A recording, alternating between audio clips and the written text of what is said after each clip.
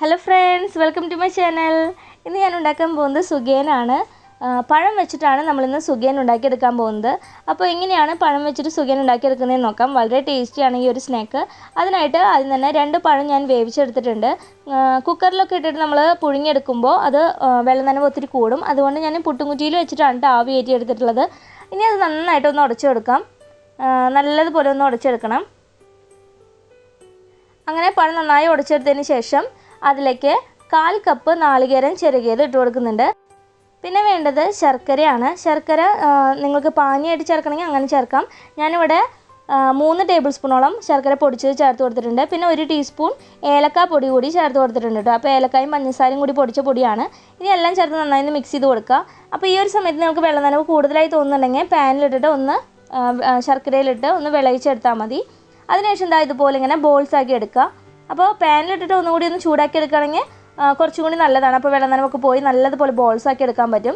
അങ്ങനെ ബോൾസായി എടുത്തതിന് ശേഷം അതവിടെ മാറ്റി വയ്ക്കുക. ഇനി നമുക്ക് സുഖിയനുള്ള ബാറ്റർ റെഡിയാക്കാം.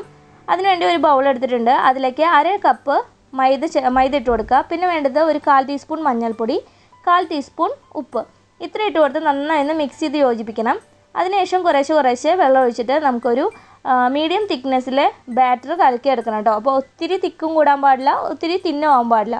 ആ ഒരു പരുവത്തിൽ നമുക്ക് ബാറ്റർ കലക്കിയെടുക്കാം. അപ്പോൾ സുഖിയൻ്റെ നിങ്ങൾക്ക് ആ ഒരു കവറിങ് പുറം ഭാഗം ഭയങ്കര കട്ടിയായിട്ട് വേണമെന്നുണ്ടെങ്കിൽ കുറച്ചുകൂടി തിക്നെസ്സിൽ ബാറ്റർ കലക്കാം. അതിനുശേഷം ഒരു പാനിൽ എണ്ണ ഒഴിച്ച് ചൂടാക്കിയതിന് ശേഷം ഇതുപോലെ ഇങ്ങനെ ബോൾസ് നമ്മുടെ ബാറ്ററിലോട്ടിട്ട് ഇങ്ങനെ എണ്ണയിലോട്ട് ഇട്ട് കൊടുക്കാം. ഒരു കയ്യിൽ വെച്ചിട്ട് ഇട്ട് കൊടുക്കുകയാണ് കൂടുതൽ നല്ലത്. അല്ലെങ്കിൽ ചിലപ്പോൾ കയ്യിലേക്കൊക്കെ എണ്ണ പൊട്ടിത്തെറിക്കാനായിട്ട് ചാൻസ് ഉണ്ട്. ഇല്ലാന്നുണ്ടെങ്കിൽ കൈ വെച്ചിട്ട് ഇട്ട് കൊടുക്കാം. നിങ്ങൾക്ക് ഏതാ സൗകര്യമെങ്കിൽ അതുപോലെ ഇട്ട് കൊടുക്കുക. അതിനുശേഷം ലോ ടു മീഡിയം ഫ്ലെയിമിൽ തീ വെച്ചിട്ട് നമുക്ക് സുഖിയൻ റെഡിയാക്കി എടുക്കാം. അപ്പോൾ ഇതുപോലെ ഇങ്ങനെ ഒരു ഗോൾഡൻ ബ്രൗൺ കളറൊക്കെ അതിലേക്ക് വരും.